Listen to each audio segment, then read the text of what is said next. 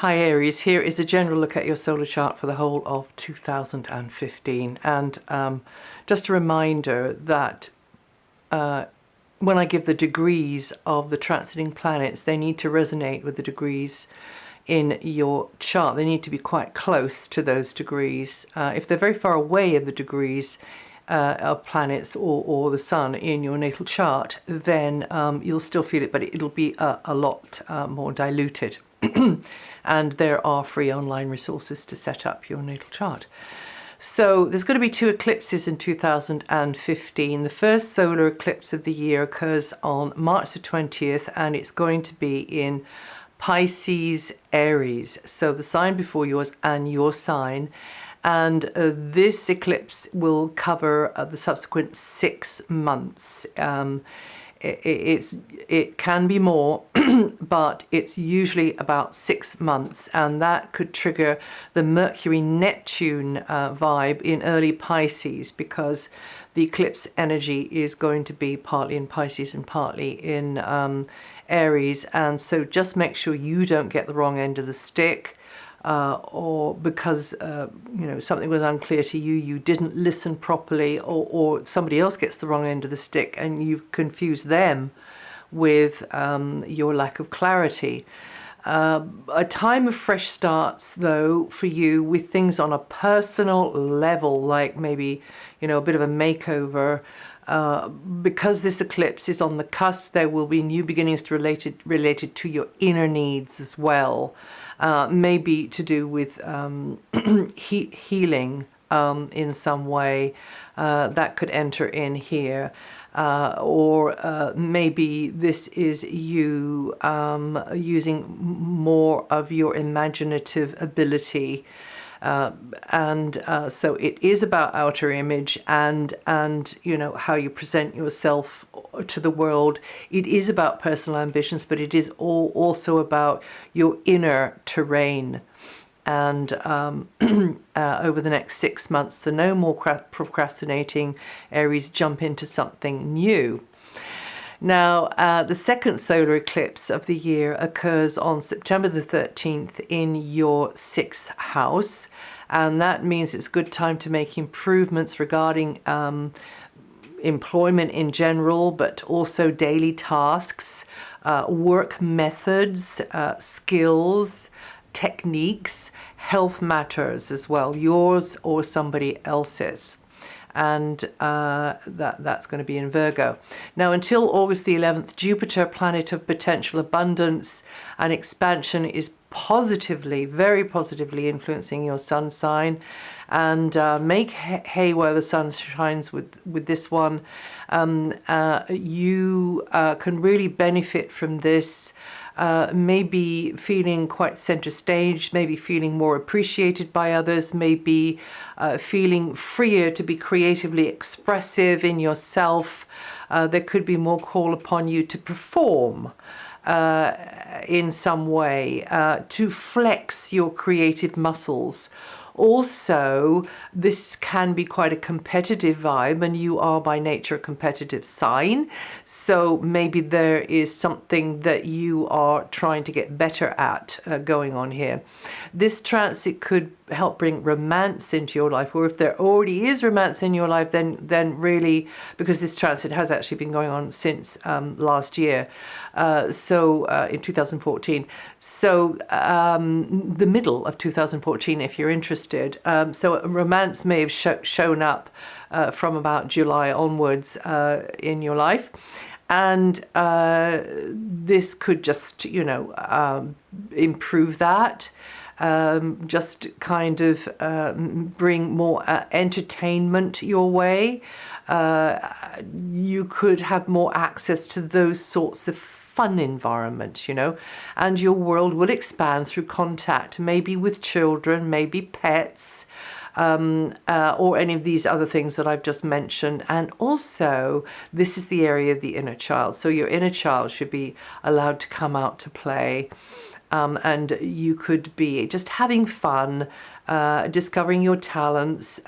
Also, another way it can work is speculative ventures, enterprises, anything entrepreneurial going on. and art as well, all of that, and you should feel confidence growing through maybe one or more than one of those areas. And all of you Arians will be feeling the Jupiter influence this year, but I would say until August the 11th is slightly more favorable, but of course that always depends, relies upon your rising sign, your moon sign as well. Venus is going to be in an extraordinarily long transit this year, teaming up with Jupiter in in the love department of your chart, but also in the house of fun in your chart. So that could result in a series of stunning aspects and stunning experiences as well to your Aries sun, and favorably underpinning the availability of more entertaining or playful environments, or just feeling very, very appreciated, very much center stage, a little bit under the spotlight maybe sometimes, but I'm sure you can manage that. Venus is going to be in an extraordinarily long transit this year, going through Leo, the same area in your chart as Jupiter in your house of fun, benefiting the love department, also connecting some of you more with children, that young energy, bringing out your inner child. But this could stack the odds in your favor, creatively, artistically, romantically. And, this is the time for you to reach further, think bigger, be more enterprising with whatever kind of project or activity. You're likely to be called, you could be connecting more with the leisure industry, or maybe you have to be just more performance orientated. Jupiter transits from Leo to Virgo on August the 11th. So actually Venus is going to be in Leo from June the 6th to October the 9th. So she's still going to be in Leo once Jupiter has left the building, as it were, and gone into Virgo. And this is putting Jupiter in a more task-orientated frame of mind. Maybe picking up the pieces after all that partying, I don't know. But this will bring opportunities for more satisfaction for you related to employment, related to the work you have to do, the everyday tasks, the job setup, colleagues, etc. There is opportunity there. There's going to be potential there over that 12 months that Jupiter is going to be in Virgo. Others, shall we say, will tend to appreciate your contribution more, will tend to appreciate your skill, your technique, your ability to work. They will tend to. But remember, Jupiter's a learning planet, so you will be learning more about yourself and what you like and what you don't like, whichever area Jupiter's in. But I would say more particularly in the Virgo area, and being a little bit more choosy about what you're doing and who you're doing it with, maybe on through employment or through health, because this also is the area to do with health. This is health matters, your own or somebody else's. So daily work is likely to teach you a lot. It's likely to be more fulfilling only because you've cherry-picked what you do want.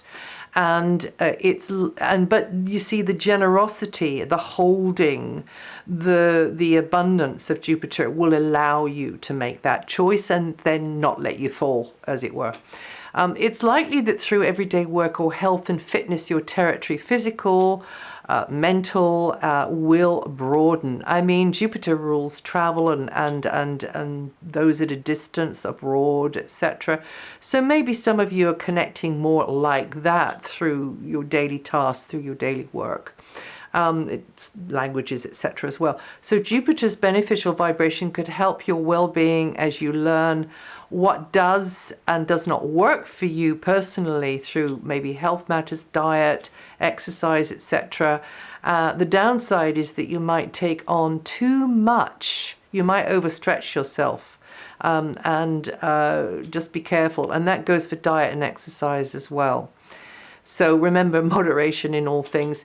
And you Arians born with up to 24 degrees rising, or born just past mid-April, or rather born up to just past mid-April are going to feel this vibration the most.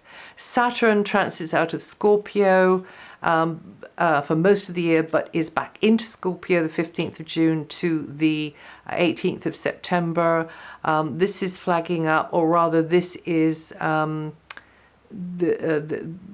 this is further transitioning, gear changing, clearing the decks, you slowly working through a situation, a previous contract or agreement or set of conditions or setup of some kind, ditching or modifying a prior arrangement, or this is a gear changing house. This is a transitioning house. So many of you will be transitioning from one stretch of road to the next in your thinking, with your the values you're living your life by, the relationship, the job, the health, the location. There's so many things you could be transitioning through with Scorpio going through here. But Scorpio is about shared finances, property,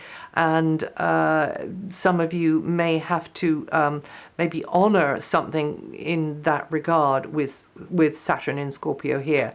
Saturn transiting out of Scorpio into Sagittarius between the for the whole year, other than the 15th of June to the 17th of September. This is a fellow fire sign, and actually that does put Saturn for most of the year in a very supportive aspect with your sign, Aries, and you will be working harder maybe at higher educational pursuits, perhaps connecting long distance with people. Travel could be anything to do with spirituality or indeed religion. And it could be that you're putting out the word on a wider stage in a more serious, consistent kind of a way, maybe working on a bigger project which needs perseverance and stamina, right? And you'll be integrating a new understanding of concepts and language, perhaps some of you, cultures, belief system, definitely a field of academia as well. Maybe, this is the area where you're going to learn a lot. But you've got to understand that nothing happens quickly with Saturn, so you'll be learning a lot step by little step. So it's also easy for you who are a bit short on patience sometimes to kind of throw up your hands and go, oh, I'm done with this, I'm out of here. But remember to just not throw the baby out with the bathwater, just weigh it up and understand that this is the long haul territory in your chart. And also perhaps coming down to earth to do with an ideology, with a previous aspiration, with a previous sort of head in the clouds. Oh, isn't it all wonderful? Him, her, it, them, this ideal, this idea rather, this concept, this place, this job, this whatever it is, and then just absolutely coming right down to earth and saying, okay, it is what it is, we have what we have, let's see what can be done here. And Saturn is nothing if not practical. Right, so anyway, you Arians born between, Saturn is going to be, for you Arians born up to 13 degrees rising or up to early April. So the first 4 days of April, you're going to feel the energy of Saturn the most. And now we've got Uranus. So Uranus continues in hard aspect to Pluto until mid-2015. I said that in my other video, which is the overview for the whole of the year for all of the signs. And they orbit closest to each other up until mid-April, and then Uranus starts tearing ahead and making a galloping ahead, a bigger and bigger gap between Uranus and Pluto. So Aries, with Uranus in your sun sign, this is going to have quite an impact, because I think it's probably going to, even though there's going to still be a lot of change and a feeling of uncertainty maybe, and connecting you more to all things Uranian, which are groups, and also becoming more known maybe for that more Uranian side, which is the internet and all things to do with the internet and what goes on in the internet, but also any kind of technology as well. But it's groups, it's organizations, it's clubs, it's societies, and so on that you belong to, you know, and they're people with common interests. This is a very, very Uranian thing. And so you will still be having that going on, but because of the distancing of Uranus from Pluto increasingly over the year, you're not going to, if your sun is in the area of the Uranus transit, which is going to be 11 to 21 degrees, those of you born earlier with either 11, 12, 13, 14, 15 degrees rising, you'll be feeling that energy a bit more of the two of them.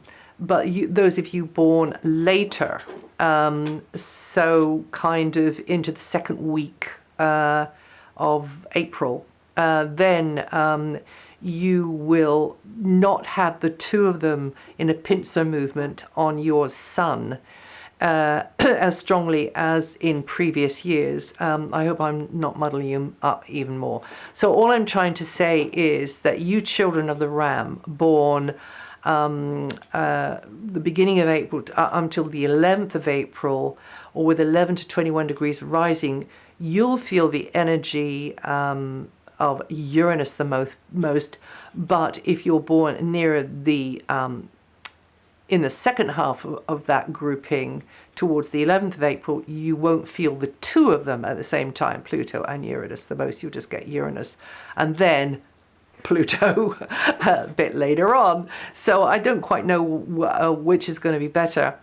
Anyway, this Uranian energy is got a magicalness with it. I mean, there's been an awful lot of bad press on Uranus Pluto, but actually Uranus, you know, on your sun sign, it can be very sort of uncertain and surprising and a bit jittery, and maybe affects your sleep and has you feeling a bit nervous sometimes. However, that's us reacting to it. The energy, pure and simple, is the energy of the magician, the sorcerer, the inventor, the off-planet being, you know, the to the stars and beyond. I mean, it rules hope. It rules the star, and in the tarot pack, and it's just the most amazing energy. So it's very high octane energy. So if you can keep it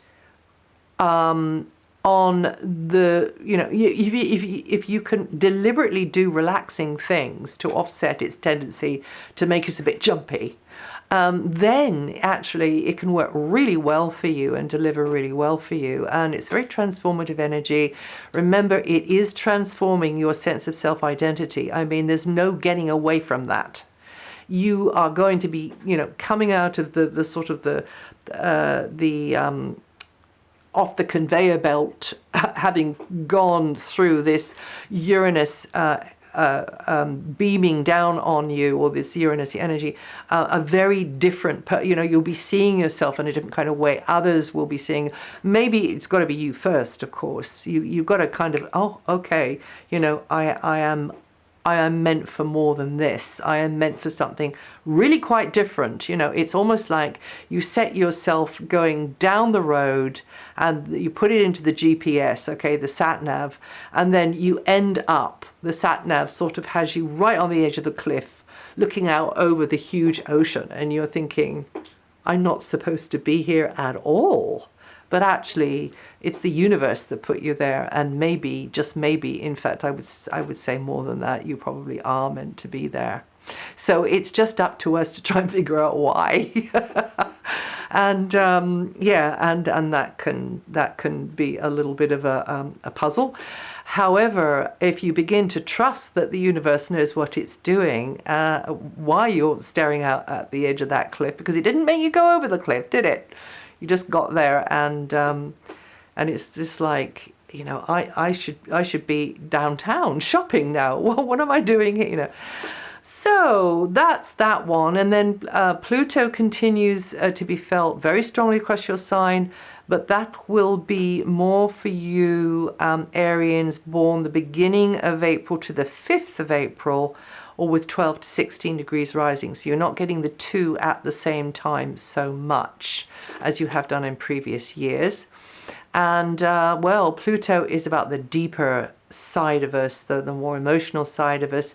And you have to trust, again, this gut instinct. If you keep on doing the same thing with Uranus and Pluto so strong with your work or whatever, and you keep thinking, do you know what, I think I'm going the wrong way with this, but I don't know why I think I'm going the wrong way with this, or I'm just not feeling quite right about this, that's Pluto. And you have to, again, really, the advice would be to just give space to that, to just go into that and say, okay, tell me, show me, show me, show me. And then be aware of the omens. And by that I mean, you know, a cloud looks like a certain thing. It might not to me or to your neighbor, but it looks like it to you. And that's an omen. That is your higher self energy trying to show you something that your lower self, or rather your more limited self in your logic is not getting. Okay, so this is going to bring up your demons sometimes. It's going to make you feel more sensitive sometimes, and you know, it'll be sort of a flippant remark from somebody and it will cut you to the quick. And that's Pluto again, because Pluto intensifies all feeling as well. So do what you need to do to offset that one. You know, I've suggested what you might do for the Uranian one. For the Plutonian one, I mean, therapy's good, but also self-therapy, putting yourself into maybe voluntarily kind of putting yourself into something which is just makes you feel good for no other reason than it makes you feel good, really, and gives you this release, this break, this getting out of what's been bugging you. Okay, and when you're there, then from that place, go to the truth of try to drill down to the truth of what's been going on and why you're not feeling quite right about this or that or the other thing in your life. You see, from that place. Don't do it from a place of stress or worry or fear. Get to some place, whether, you know, it is just a fun place, or it's an artistic place, or it's a good book, or it's even you vegging out in front of a movie. And once you're in that still, safe place, and of course there's always meditation, which I'm always talking about, then go to, okay, now what is not right about this? And watch out for the omens. Neptune is transiting early Pisces still. Those of you born 25th to the 31st of March, or with 4 to 11 degrees rising, are going to feel the effect of Neptune. And this again is that still place. It's yoga, it's meditation, it's going within. It's getting absorbed into left brain activities if you're right-handed. You know, very much, actually probably it's left brain activities if you're left or right-handed. But just becoming immersed, completely immersed in something which takes you right out of your mind. And whatever that is, deep breathing, pranayama, tai chi, mindfulness is a big one now. You know, everybody's going, even politicians in this country are going in for mindfulness, which of course many of us have known about for decades. However, there's new teachers and there's new teaching and there's new way of doing it now. So it actually, I take that back, you know, I don't know exactly how it's done now. but it is an offshoot of meditation. So anything like that. Neptune sensitizes your third eye. It rules the third eye. And that's why I'm saying, listen to the omens, listen to your deeper self, your angels, your guides, those of you, your team that are behind you the whole of your life, because you're at the point sharp end here. So, and they're always there to help you, infinitely patient, infinitely loving, infinitely non-judgmental.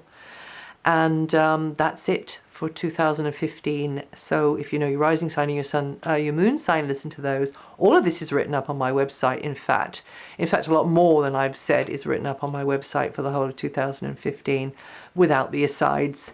And I wish you all the very best, and to feel the very best, and to be the very best that you can be in 2015. And I'll see you the next time.